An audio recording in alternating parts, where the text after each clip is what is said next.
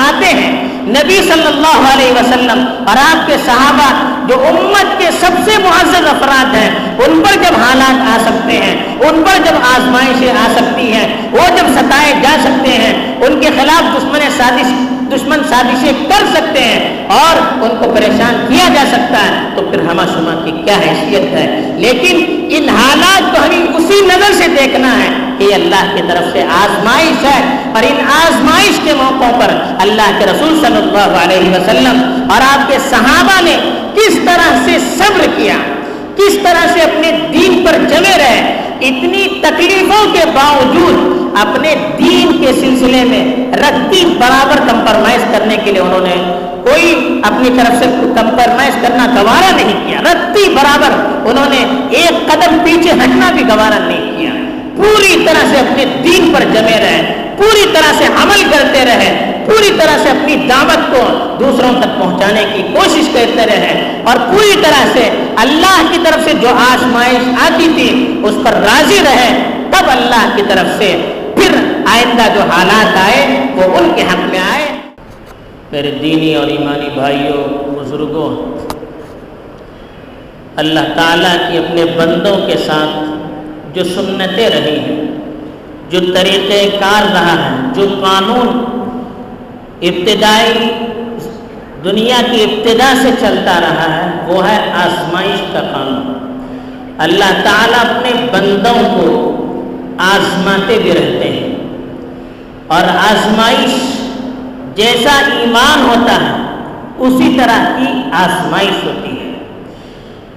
اللہ تعالیٰ نے خود قرآن مجید میں اس کا تذکرہ کیا ہے کہ احسب الناس ان یترکوا ان یقولوا آمنا وهم لا یفتنون، کیا لوگ یہ سمجھتے ہیں کہ ہم ایمان لائیں، یہ دعویٰ کرنے سے ان کو چھوڑ دیا جائے گا، ان کو آزمایا نہیں جائے گا؟ وَلَقَدْ فَتَنَّا الَّذِينَ مِن قَبْلِهِمْ، ان سے پہلے جو قومیں تھیں ہم نے ان کو بھی آزمایا ہے۔ آزمانے کا مقصد کیا ہے؟ فَلَيَعْلَمَنَّ اللَّهُ الَّذِينَ صَدَقُوا وَلَيَعْلَمَنَّ الْكَاذِبِينَ، اللہ تعالیٰ جو سچے ہیں اور جو جھوٹے ہیں ان کا اظہار کرنا چاہتے ہیں۔ یہ آزمائش کا مقصد ہے۔ جو ایمان خوشحالی کے زمانے میں جو لوگ ایمان کا دعویٰ کرتے ہیں نارمل حالات میں، وہ تو سب دعویٰ کر سکتے ہیں، لیکن جب امتحان کی گھڑی آتی ہے اس وقت جو ثابت قدم رہتا ہے وہی حقیقت میں مومن ہوتا ہے۔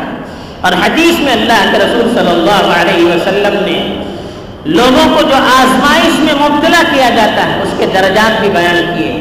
اشد الناس بلاء الانبیاء ثم الامثل فالامثل یبتلی الرجل على حسب دینه، او كما قال علیہ الصلاۃ والسلام۔ اللہ تعالی، اللہ کے رسول صلی اللہ علیہ وسلم نے فرمایا کہ سب سے زیادہ جو آزمائش ہوتی ہے، امتحان ہوتا ہے، وہ انبیاء کا ہوتا ہے۔ پھر جو جتنا ان کے قریب ہوگا اتنی اس کی آزمائش ہوگی۔ پھر فرمایا آدمی کو اس کے دین کے اعتبار سے آزمایا جاتا ہے، جتنا دین پختہ ہوگا اتنی آزمائش بھی اللہ کی طرف سے پختہ ہوگی۔ اور یہ آزمائش لوگوں کے مقام کو بڑھانے کے لیے اسی حدیث کے اخیر میں بتایا گیا، آدمی کو اللہ تعالیٰ اتنا آزماتے ہیں کہ جب وہ اللہ کے دربار میں حاضر ہوتا ہے تو گناہوں سے پوری طرح پاک اور صاف ہو جاتا ہے۔ تو یہ آزما کر بھی اللہ تعالیٰ بلند مقام ہمیں عطا کرنا چاہتے ہیں۔ اللہ کے رسول صلی اللہ علیہ وسلم کی سیرت کا ہم جائزہ لیتے ہیں تو پوری زندگی آزمائش کا ایک نمونہ نظر آتی ہے۔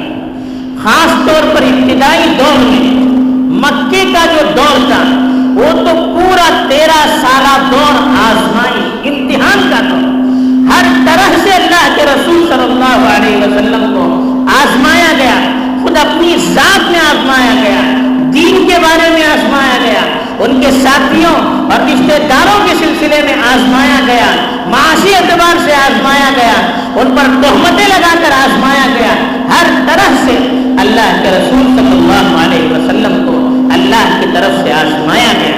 ہم سمجھتے ہیں کہ دشمنوں کی طرف سے جو ہمیں تکلیف ہوتی ہے وہ ہمیں پریشان کرنے کے لیے ہوتی ہے، پریشان چنانچہ آج کے خطبے میں صرف مکی دور میں اللہ کے رسول صلی اللہ علیہ وسلم کو جس طرح سے آزمایا گیا اس کے کچھ نمونے پیش کیے گئے ہیں۔ اللہ کے رسول صلی اللہ علیہ وسلم جب مکے میں تھے تو نبوت سے پہلے تک، جب تک آپ نبی نہیں بنے تھے، اس وقت تک مکے کے سب سے پسندیدہ لوگوں میں تھے۔ لوگ آپ کی سچائی کی وجہ سے آپ کو صادق اور آپ کی امانت داری کی وجہ سے آپ کو امین کہا کرتے تھے، اور آپ کی امانتیں اللہ کے رسول صلی اللہ علیہ وسلم کے حوالے کیا کرتے تھے، اور اللہ کے رسول صلی اللہ علیہ وسلم کی بات پر بھروسہ کیا کرتے تھے۔ سب سے محبوب ترین اور سب سے مقبول ترین انسان تھے۔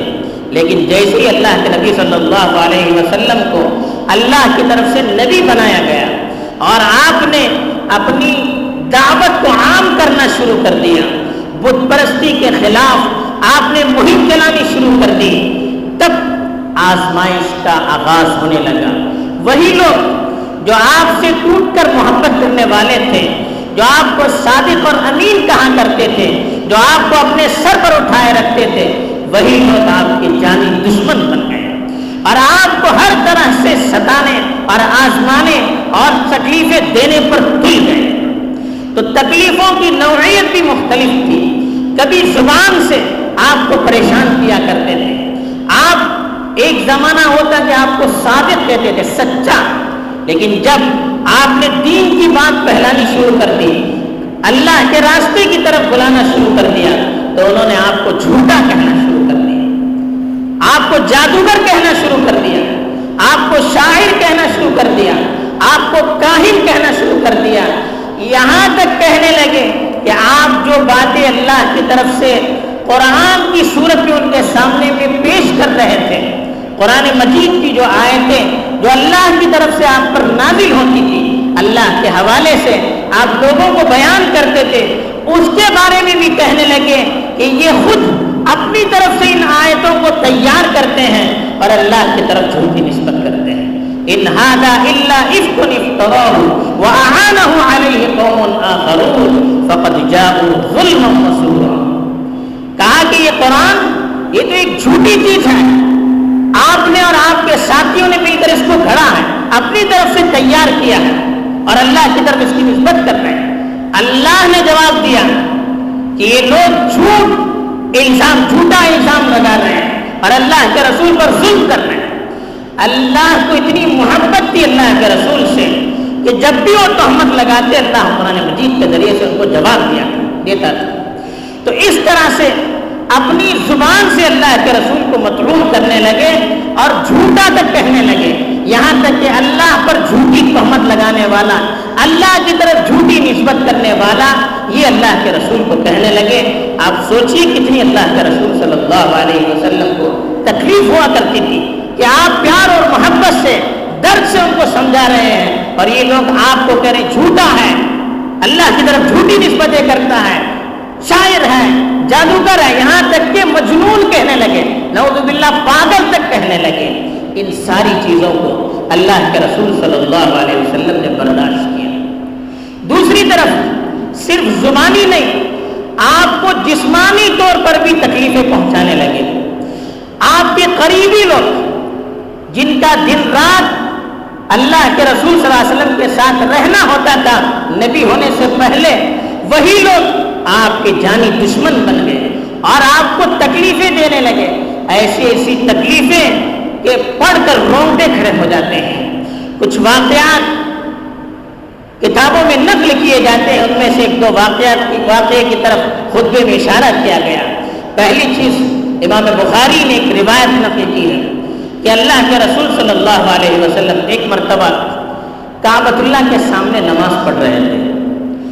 ابو جہل اور مکے کے سردار وہاں پر بیٹھے ہوئے تھے۔ اب ان کا پارا چڑھ گیا اللہ کے رسول کو دیکھ کر، تو انہوں نے کہا، ابو جہل نے اٹھ کر کہا کہ کون ہے جو فلانے کے گھر سے اونٹ کی اوجڑی کو اٹھا کر لائے گا اور اس کی پیٹھ پر رکھے گا۔ اب ایک شخص کا بدبخت عقبہ بن ابی معیط کا نام تھا اور فوراً اٹھ کر چلا گیا اور اونٹ کی بھاری بھرکم اوجڑی لے آیا اور جب اللہ کے رسول صلی اللہ علیہ وسلم سجدے میں چلے گئے تو آپ کی پیٹھ پر اس نے اوجھڑی رکھ دی. حضرت عبداللہ ابن مسعود جو وہاں پر تھے وہ بیچارے کمزور تھے, ان کی ہمت نہیں ہلی. وہ کہہ رہے تھے کہ اللہ کے رسول بوجھ کی وجہ سے سر اٹھا نہیں پا رہے, اتنی تکلیف ہو رہی تھی اور مجھ میں ہمت نہیں تھی کہ میں جا کر اس کو اٹھاتا.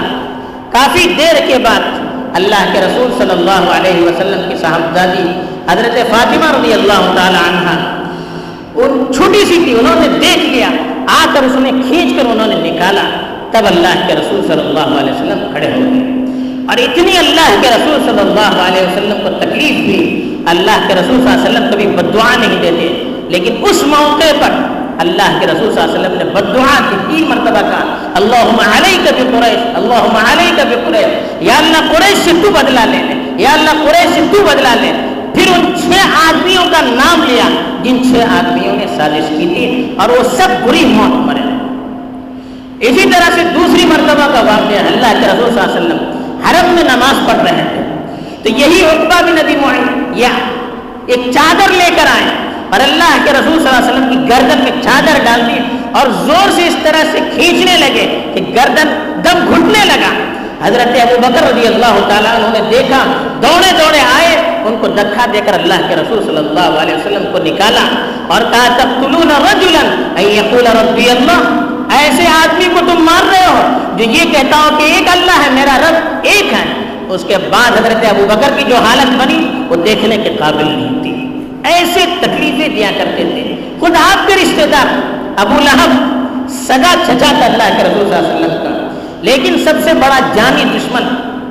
ایک صحابی خود لکھتے ہیں, اللہ کے رسول کا معمول تھا کہ مکے میں عمرے کے لیے جو لوگ آتے تھے ان کے پاس جاتے تھے اور ان کو دین کی باتیں سمجھاتے تھے. ایسے ہی مکے میں مختلف اوقات میں مختلف بازار لگا کرتے تھے, ان بازاروں میں جاتے تھے اور جو نئے لوگ دور دور سے آتے تھے ان کو سمجھاتے تھے, دین کی باتیں بتلاتے تھے. تو اللہ کے رسول جب ان کو سمجھاتے تو پیچھے سے ابو لہب آتا اور کہتا کہ یہ جھوٹا ہے, یہ جھوٹا ہے, اور پتھر سے اللہ کے رسول صلی اللہ علیہ وسلم کو مارتا تھا. اس طرح سے اللہ کے رسول صلی اللہ علیہ وسلم کو تنگ کر دیتا تھا. اور جتنے لوگ آپ کی باتیں سنتے تھے پیچھے سے وہ کہتا تھا کہ جھوٹا آدمی ہے, یہ ایسا ہے, میاں بیوی کے درمیان تفریق کرتا ہے, جادو کرتا ہے, نعوذ باللہ, طرح طرح کے الزامات لگاتا تھا. اور اس کی بیوی جو اللہ کے رسول صلی اللہ علیہ وسلم کی چچی تھی, وہ اللہ کے رسول صلی اللہ علیہ وسلم کے گھر کے سامنے گندگیاں پھینکتی تھی. جس گلی سے, جس راستے سے اللہ کے رسول صلی اللہ علیہ وسلم گزرتے تھے اس راستے پر وہ گندگیاں پھینکا کرتی تھی اور اس کی زبان بڑی فصیح اللسان تھی. اللہ کے رسول صلی اللہ علیہ وسلم کو طرح طرح کی گالیاں دیا کرتی تھی, تہمتیں لگایا کرتی تھی, بدنام کیا کرتی تھی. اس طرح سے اللہ کے رسول صلی اللہ علیہ وسلم کے ناک میں دم کرنے کی کوشش کرتی تھی. آخر اللہ تعالیٰ نے ان کے بارے میں سورت نازل کی, تبت یدا ابی لہب وتب, کہ ابو لہب کے دونوں ہاتھ برباد ہو جائیں. ما اغنى عنه ماله وما کسب, اس کا مال اور اس کی کمائی اس کو کوئی فائدہ نہیں دے سکی. پوری سورت اللہ تعالیٰ نے اس کی بربادی کے سلسلے میں نازل کی. ایسے ہی جب مکے میں لوگوں نے آپ صلی اللہ علیہ وسلم کی دعوت کو پوری طرح ٹھکرا دیا تو اللہ کے رسول صلی اللہ علیہ وسلم نے سوچا کہ طائف چلے جائیں, جو قریبی علاقہ تھا, وہاں کے لوگوں کو سمجھائیں گے. وہاں بھی بڑے خاندانی لوگ تھے. اللہ کے رسول صلی اللہ علیہ وسلم نے سوچا یہاں کے لوگوں کی بات سمجھ میں نہیں آتی تو وہاں کے لوگ سمجھا کریں گے, تو وہاں چلے گئے. وہاں کی جب ذمہ داروں کو اللہ کے رسول صلی اللہ علیہ وسلم نے دین کی باتیں سمجھانا شروع کر دی تو آپ کی باتیں قبول کرنے کے بجائے ان لوگوں نے تو حد کر دی. جیسے کسی محلے میں کوئی پاگل آتا ہے تو بچے اس کے پیچھے پڑ جاتے ہیں, اس کو ستاتے ہیں. اسی طرح سے اللہ کے رسول کے پیچھے انہوں نے بچوں کو چھوڑ دیا, غلاموں کو چھوڑ دیا, جو اللہ کے رسول کو گالیاں دیتے تھے, آپ کے خلاف آوازیں کستے تھے, پتھر پھینکتے تھے, یہاں تک کہ اللہ کے رسول صلی اللہ علیہ وسلم کے پیر مبارک خون سے آلودہ ہو گئے, خون سے بھر گئے, پوری چپل اور جوتے پہ خون لگا. پریشان ہو کر اللہ کے رسول صلی اللہ علیہ وسلم جب گاؤں سے نکل کر ایک باغ میں چلے گئے, وہاں بیٹھے تو ایک دعا کی. ہم جیسا کوئی آدمی ہوتا تو بد دعا سے پورا دفتر بھر دیتا, لیکن اس وقت اللہ کے رسول صلی اللہ علیہ وسلم نے ہاتھ اٹھا کر دعا کی تو اپنی کمزوری کی شکایت کی، ان کی شکایت نہیں کی۔ جن لوگوں نے آپ کو تکلیفیں دی تھی، آپ پر ظلم کیا تھا، آپ کی عزت پر آنچ لگائی تھی، ان لوگوں پر بددعا نہیں کی، بلکہ اپنی کمزوری کی شکایت کی کہ میں صحیح طور پر اپنا پیغام نہیں پہنچا سکا، ان کے لیے بددعا نہیں کی۔ تو یہ حالات تھے۔ تیسری طرف مکے والوں نے خالی بدنی تکلیف دینے پر اکتفا نہیں کیا، بلکہ جب دیکھا کہ اللہ کے رسول صلی اللہ علیہ وسلم کسی طرح سے اپنی دعوت کو چھوڑنے کے لیے تیار نہیں ہے، تو مکے کے جو خاندان تھے ان سب نے مل کر اللہ کے رسول صلی اللہ علیہ وسلم اور آپ کے پورے خاندان کا بائیکاٹ کر دیا۔